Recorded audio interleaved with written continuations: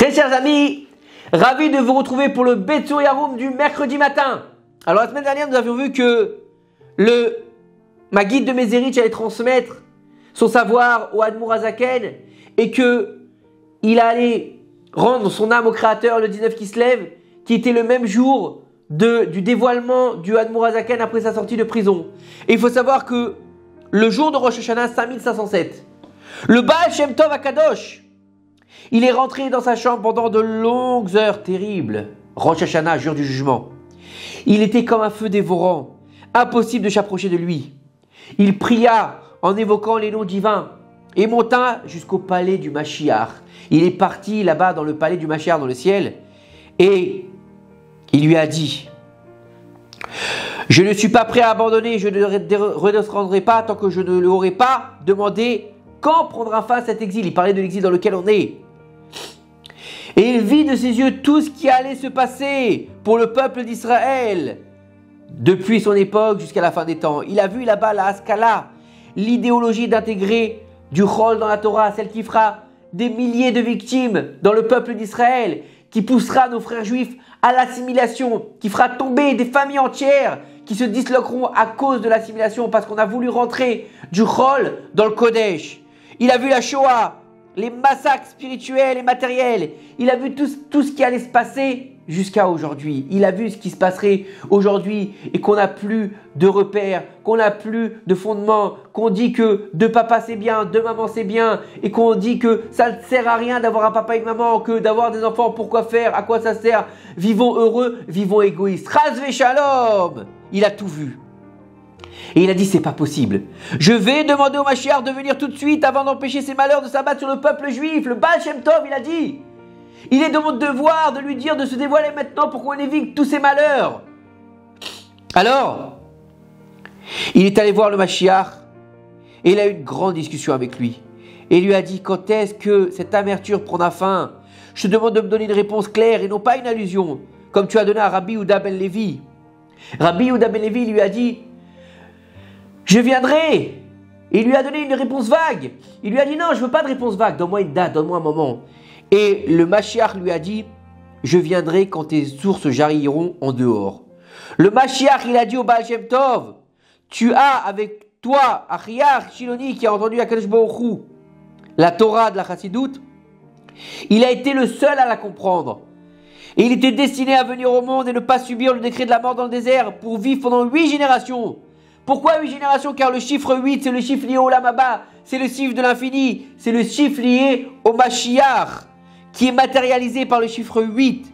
Et au-dessous du 8, c'est le 7, le chiffre qui est en rapport avec la nature. Donc, lorsque tes sources se dévoileront, il a dit, le Mashiach au Baal Shem Tov, qu'elles seront diffusées et connues à travers le monde, on pourra passer de la nature au chiffre 8, c'est-à-dire qu'on pourra passer de la matérialité de la nature à l'infini, le chiffre 8, le chiffre de Mashiach, et là je pourrai enfin me dévoiler.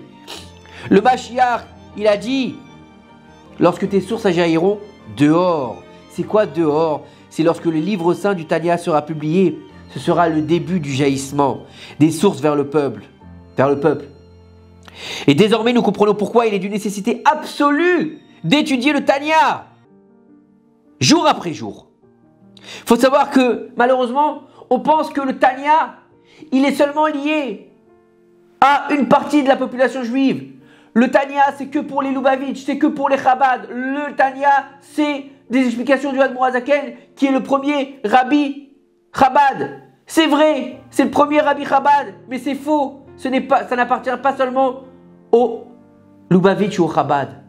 Le Tanya, il parle à chacun des Juifs qui a envie d'aller chercher en lui la profondeur de la Torah, d'aller chercher en lui ce qu'il est vraiment, de réussir à sonder son cœur et d'arriver à dévoiler à l'extérieur ce qu'il est à l'intérieur. C'est ça le Tanya.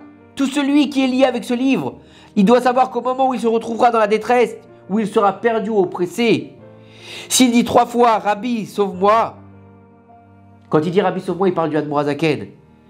Il verra très vite le jour même la délivrance. Il dira: Rabbi, sauve-moi. Il dira pas: Rabbi, je suis Chabad, sauve-moi. Rabbi, je suis Breslev, sauve-moi. Rabbi, je suis Séfarad, sauve-moi. Non! La Chassidoute du Baal Atania, elle a été donnée pour tous les juifs, quel que soit leur mouvement. C'est pas important la mouvance. Ce qui est important, c'est de comprendre que la Torah Chassidoute, elle est celle qui va nous permettre de dévoiler le Mashiach. C'est ça qui est important à comprendre. Et beaucoup de personnes ont essayé, ont vu de grandes réussites dans leurs mains. Par conséquent, un homme qui a un accident de parcours ou qui doit être jugé au tribunal, s'il a avec lui le livre de Tanya, il ne subira aucun dommage. Une personne qui ne veut pas avoir de problème avec sa voiture, qu'est-ce qu'il fera? Il placera un Tanya à l'intérieur. Un homme voulant que le mariage de son fils ou de sa fille réussisse n'ira pas seul à la salle.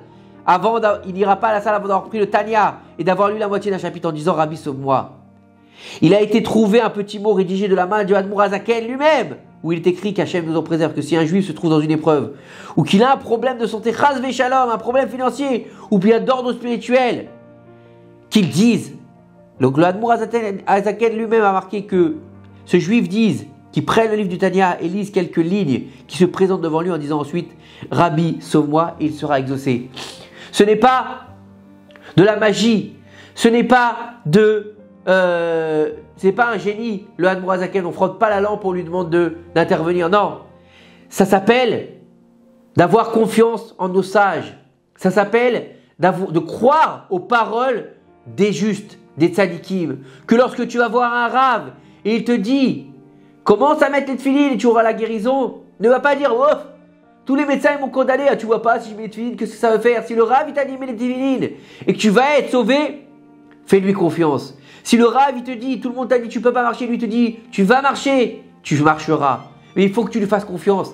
Si tu as le moindre doute, ça ne fonctionnera pas. Il faut que tu sois complet avec ta croyance en les tzadikim et bien sûr envers Akadosh Baruch Hu, parce qu'ils ne sont que un keli, un récipient qui est capable de transmettre la volonté d'Akadosh Baruch Hu. Et des fois, Dieu il envoie l'épreuve pour qu'on se réveille, pour qu'on se dise il faut faire tes teshuva maintenant pour pouvoir mériter une Yeshua. Une Yeshua, c'est quoi? Et qu'on ait de la réussite, qu'on ait un changement, qu'on ait la capacité de voir les choses se résoudre, que les problèmes se résoudent. Comment? En ayant confiance en nos sages et en nos rabbanim, en nos tzadikim et en surtout ne leur remettant pas en question en disant celui-là c'est un tordu, celui-là il pense qu'à l'oseille, celui-là. Non! Malheureusement il y en a! Accroche-toi à un rave de vérité, à un tzadik, un juste. Emet, comme le Rav Yoram Zichron Livracha, qui était un juste de Emet, qui a toute sa vie vécu dans un HLM, qui ne recherchait pas la gloire, qui recherchait seulement l'amour de son prochain. Accroche-toi à ses enseignements, accroche-toi à sa Torah et accroche-toi à sa vie pour voir dans ta propre vie de la Yeshua.